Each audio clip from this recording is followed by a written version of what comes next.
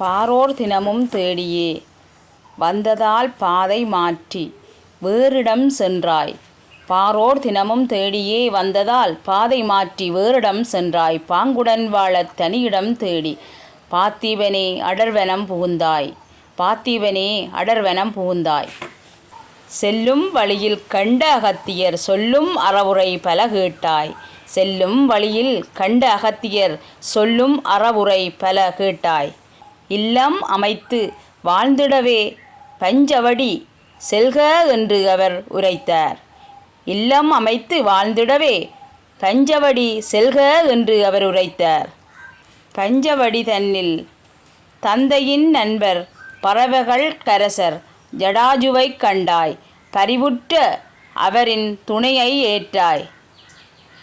பர்ணசாலை அமைத்து இருப்பிடம் கொண்டாய். பர்ணசாலை அமைத்து இருப்பிடம் கொண்டாய். சிதறி இருக்கும் கனிகளின் வகைகள் சிந்தனை நிறைக்கும் இயற்கையின் எழில்கள் சிந்தனை கொண்ட கவலையை நீக்க சிரித்த முகத்துடன் மகிழ்வுடன் வாழ்ந்தாய். இன்புடன் நீதான் வாழும் வேளையில் இலங்கை ஆளும் அசுரவேந்தன் ராவணன் தனது தங்கை சூர்ப்பனகை இந்த வனம் காண வந்தனள். வனத்தின் அழகை காண வந்தவள் வனப்பின் வடிவாய் திகழ்ந்த உன்னை வஞ்சி கண்டு திகைத்து நின்றனள். வசந்தன் இவனோ என்றே மயங்கினள்.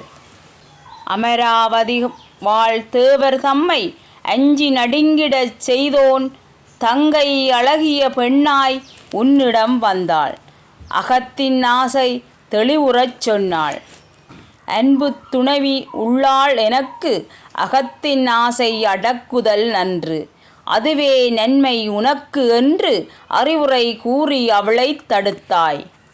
பொல்லா கோபமும் கொண்டாளுடன் கொள்வேன் உந்தன் துணைவியை என்றாள்.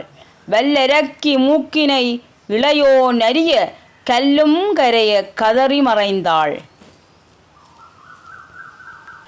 பஞ்சவடியாளும் அசுரர் இருவர் அஞ்சுதல் அறியா கரதூஷணர் நெஞ்சகம் தன்னில் இரக்கம் மற்றவர் தஞ்சம் அடைந்தாள் அங்கு அவரையே.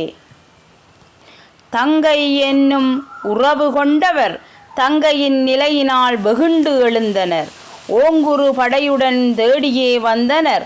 ஆங்கவர் படையோடு அவர் உயிர் அளித்தாய்.